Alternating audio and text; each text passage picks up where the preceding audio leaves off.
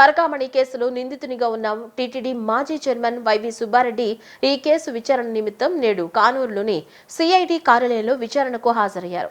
ఈ విచారణను CID chief Ravishankar Ayyanar చేస్తారు. పరకామణి కేసులో ఎవరి ప్రమేయం ఉంది, బ్యాంకు లావాదేవీలు వంటి వాటిపై ఈ విచారణ సాగనుంది. డిసెంబర్ 2వ తేదీన సిఐడి అధికారులు కోర్టుకు నివేదిక సమర్పిస్తారు. దీంతో పరకామణి చోరీ కేసు క్లైమాక్స్ కు చేరుకున్నట్లే కనిపిస్తోంది. సిఐడి కార్యాలయం వద్దకు భారీగా వైసీపీ శ్రేణులు చేరుకున్నాయి. పరకామణి కేసులో నిందితునిగా ఉన్న టీటీడీ మాజీ చైర్మన్ వైవి సుబ్బారెడ్డి ఈ కేసు విచారణ నిమిత్తం నేడు కానూరులోని సిఐడి కార్యాలయంలో విచారణకు హాజరయ్యారు. ఈ విచారణను సిఐడి చీఫ్ రవిశంకర్ అయ్యన్నార్ చేస్తారు. పరకామణి కేసులో ఎవరి ప్రమేయం ఉంది, బ్యాంకు లావాదేవీలు వంటి వాటిపై ఈ విచారణ సాగనుంది. డిసెంబర్ 2వ తేదీన సిఐడి అధికారులు కోర్టుకు నివేదిక సమర్పిస్తారు. దీంతో పరకామణి చోరీ కేసు క్లైమాక్స్ కు చేరుకున్నట్లే కనిపిస్తోంది. సిఐడి కార్యాలయం వద్దకు భారీగా వైసీపీ శ్రేణులు చేరుకున్నాయి. విజయవాడ అర్బన్ పరిధిలోని పాత రాజరాజేశ్వరిపేటలో బబుల్స్ ద్వారా శుద్ధమైన త్రాగునీరు పంపిణీ చేయాలని అధికారులను నగరపాలక సంస్థ కమిషనర్ ధ్యానచంద్ర ఆదేశించారు. ప్రతిరోజు ఖచ్చితంగా త్రాగునీటి పరీక్షలు నిర్వహించాలని తెలిపారు. పాత రాజరాజేశ్వరిపేటలో పర్యటించి క్షేత్రస్థాయిలో త్రాగునీటి సరఫరా నాణ్యతను కమిషనర్ పరిశీలించారు. అక్కడ సరఫరా అవుతున్న త్రాగునీరు ఎలా ఉందనే దాన్ని స్వయంగా పరిశీలించారు. ప్రజలతో మాట్లాడి త్రాగునీటి సరఫరా ఎలా ఉంది, రంగుమారిన నీరు ఏమైనా వస్తుందని అడిగి తెలుసుకున్నారు. త్రాగునీటి సరఫరా అయ్యే పైప్ లైన్లను మార్చి కొత్త పైప్ లైన్లు వేసే పనులను పరిశీలించారు. ఆ ప్రాంతంలో నివసిస్తున్న వారికి పైప్ లైన్ల ద్వారా త్రాగునీటి సరఫరా వెంటనే ఆపమని, బుబుల్స్ ద్వారా శుద్ధమైన త్రాగునీటిని పంపిణీ చేయాలని ఆదేశించారు. పాత రాజరాజేశ్వరిపేటలో ఇంటింటి ఆరోగ్య సర్వే నిర్వహించి ఎటువంటి అనారోగ్య సమస్యలు ఉన్నా వెంటనే నివేదిక ఇవ్వాలని, అక్కడ నివసిస్తున్న ప్రజలకు ఎటువంటి అనారోగ్య సమస్యలు ఉన్నా ప్రథమ చికిత్స అందించాలని అధికారులను ఆదేశించారు. త్రాగునీటి సరఫరాపై అధికారులు ప్రత్యేక దృష్టి పెట్టాలని, నిర్లక్ష్యం అనేది ఎక్కడా కనిపించకూడదని హెచ్చరించారు. ప్రజలకు సహాయం చేయాలనే తపనతో ప్రతి ఒక్కరూ తమకు తోచిన విధంగా ముందుకు రావాలని సెంట్రల్ ఎమ్మెల్యే బోండా ఉమా పిలుపునిచ్చారు. అందరూ కలిసి పేదల అభ్యున్నతికి కృషి చేస్తే సమాజంలో ఎంతో మార్పు తీసుకురావచ్చని చెప్పారు. సీఎం చంద్రబాబు P4 కార్యక్రమంలో సహకరించిన ప్రతి ఒక్కరి పేర్లు ప్రభుత్వ వెబ్సైట్లో నమోదు చేస్తున్నారని చెప్పారు. ఏలూరు రోడ్ BSNL సిగ్నల్ వద్ద ఉన్నటువంటి అనిల్ న్యూరో హాస్పిటల్ నందు P4 పథకంలో భాగంగా సెంట్రల్ నియోజకవర్గంలోని 1వ డివిజన్ గుణదల ఉలవచారు కంపెనీ వద్ద నివాసం ఉండే తలశెట్టి శివకుమారి బ్రెయిన్ స్ట్రోక్ పేషెంట్ నడవలేని స్థితిలో ఉన్న వృద్ధురాలికి ₹1,00,000 విలువగల వీల్చైర్, ఇతర ఉపకరణాలను తక్షణ మందుల ఖర్చుల నిమిత్తం ₹5,000 ప్రభుత్వ విప్ సెంట్రల్ నియోజకవర్గ శాసనసభ్యులు బోండా ఉమామేశ్వరరావు అందజేశారు. ఈ సందర్భంగా బోండా ఉమా మాట్లాడుతూ సీఎం చంద్రబాబు నాయుడు ఇచ్చిన స్ఫూర్తిదాయకమైన పిలుపు మేరకు మన సమాజంలో ఉన్న పేద ప్రజల కష్టాలను తీర్చడానికి, వారికి అండగా నిలబడడానికి అనేక మంది ఉదార హృదయాలతో ముందుకు వస్తున్నారని చెప్పారు. ఈ పిలుపు యొక్క ప్రధాన ఉద్దేశం సహాయం చేయగలిగే వనరులు ఉన్న వారి నుంచి కొంత భాగం పేదల సంక్షేమానికి వినియోగించి వారికి ఆపత్కాలంలో సహాయం అందించడమని తెలిపారు. ముఖ్యమంత్రి ఆశయాలకు అనుగుణంగా సమాజంలోని వివిధ వర్గాల ప్రజలు, ముఖ్యంగా వ్యాపారస్తులు, కాంట్రాక్టర్లు, వైద్యులు, ఇతర ప్రముఖులు ఈ మానవతా కార్యక్రమాల్లో చురుకుగా పాల్గొంటున్నారని చెప్పారు. సహాయాన్ని అందించడానికి స్వచ్ఛందంగా ముందుకొస్తూ తమకున్న దాంట్లో కొంత భాగాన్ని పేదల కోసం కేటాయిస్తున్నారని, ఇది నిజంగా అభినందనీయమని చెప్పారు. సెంట్రల్ నియోజకవర్గం శాసనసభ్యులుగా తాను కూడా ఈ గొప్ప కార్యక్రమంలో భాగస్వాములుగా నియోజకవర్గంలోని 9 డివిజన్లను దత్తత తీసుకుని ఆ డివిజన్లలోని పేద వర్గాలకు ప్రత్యక్షంగా పరోక్షంగా సహాయం అందిస్తూ పేదల కుటుంబాల్లో ఎవరైనా చనిపోతే వారికి ₹10,000 ఆర్థిక సహాయాన్ని అందిస్తున్నామని, ఇది వారికి ఆ కష్టకాలంలో కొంత ఊరటనిస్తుందన్నారు.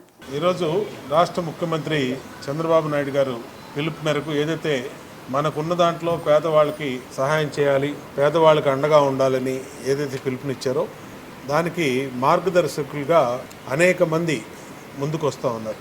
అది వ్యాపారస్తులు అవ్వచ్చు, కాంట్రాక్టర్లు, డాక్టర్లు, ఉన్నటువంటి వాళ్ళందరూ కూడా ముందుకొచ్చి తమకు తోచినంత విధంగా లేని వాళ్ళకి సహాయం చేస్తూ ఉన్నారు. దాంట్లో శాసనసభ్యులుగా మేము మరి 9 డివిజన్ల వరకు అడాప్ట్ చేసుకున్నాం. ఆ 9 డివిజన్లో పేద వర్గాలకి ఎవరన్నా కుటుంబంలో చనిపోతే ₹10,000 ఇస్తున్నాం. పెళ్ళికి, పేరెంటానికి, అలాగే ఏ సమస్యలకి, కష్టానికి, సంతోషానికి ఏదైనా వాళ్ళకి అండగా ఉంటూ ఉన్నాం. అలాగే వాళ్ళు చిరు వ్యాపారాలు చేసుకుంటే ఉచితంగా బళ్ళు ఇస్తున్నాం. టిఫిన్ వ్యాపారం చేసుకుంటే టిఫిన్ బళ్ళు ఇస్తున్నాం. కుల వృత్తులు చేసుకునే రజక సోదరులకి ఇస్త్రీ బళ్ళు ఇస్తున్నాం.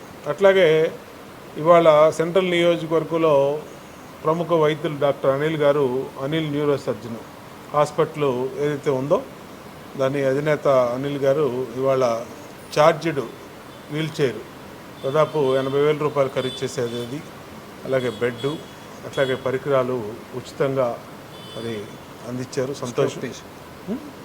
బ్రెయిన్ స్ట్రోక్ వచ్చినటువంటి పేషెంట్కి చాలా సంతోషం. మిగిలిన డాక్టర్లు కూడా ఇలాంటి వాళ్ళని స్ఫూర్తిగా తీసుకొని ముందుకు రావాలి.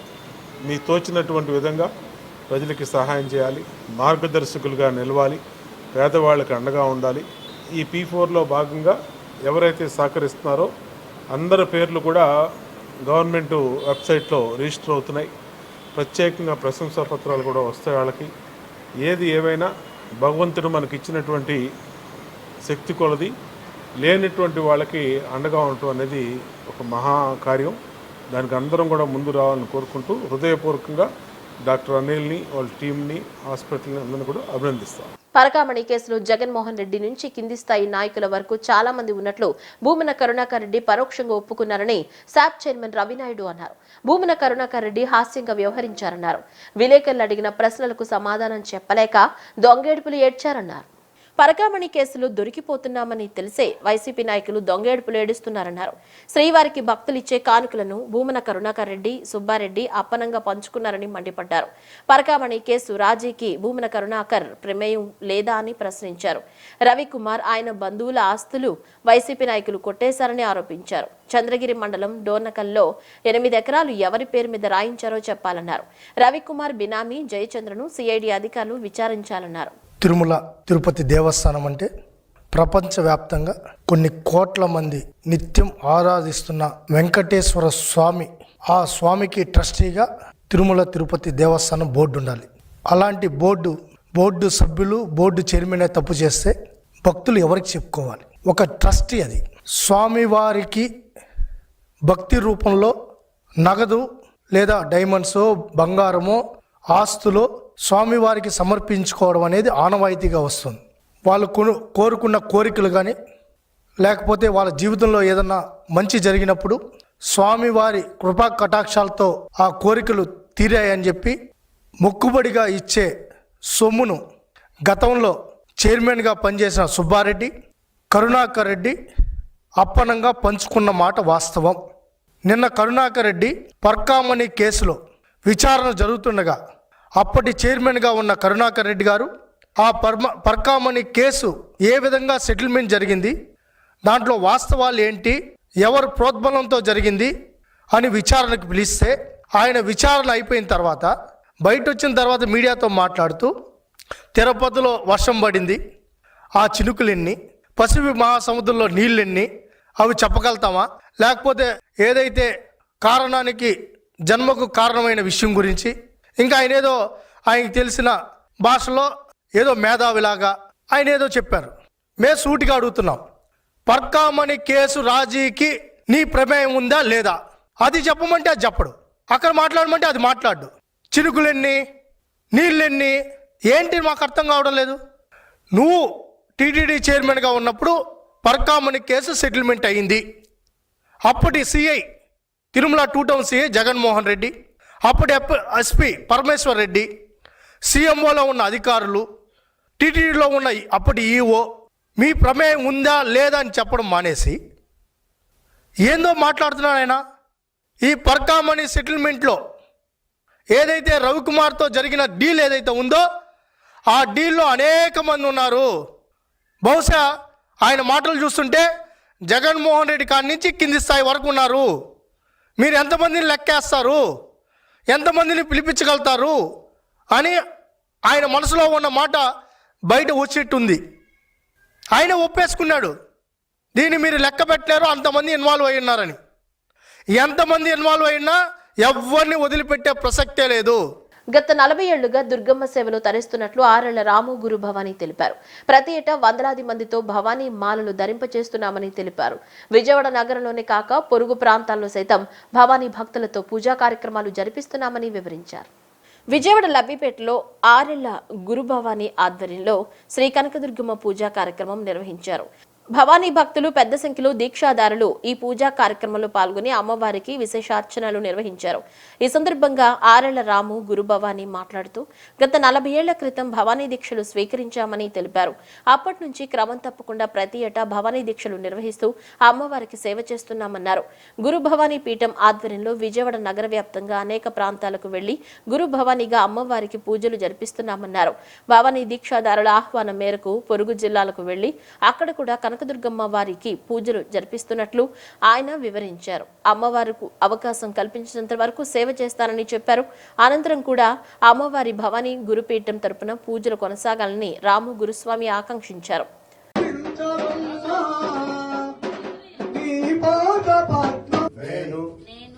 అనుబడే నీ పాద సేవకురాలని ఆదిలక్ష్మి నీ నామకరణ నీ ఆడపడుచు లక్ష్మీదేవి నామకరణతో ఆదిశక్తిగా ఆదిలక్ష్మిగా నామకరణ చేసి నేను ఈరోజు నీ సన్నిధానంలో గురుభవాని లబ్బీపేట శిష్య బృందం పీఠంలో శుక్రవారం నాడు పవిత్రముగా గురు భవానీ చేత మంత్ర పుష్పం తీసుకున్నాను.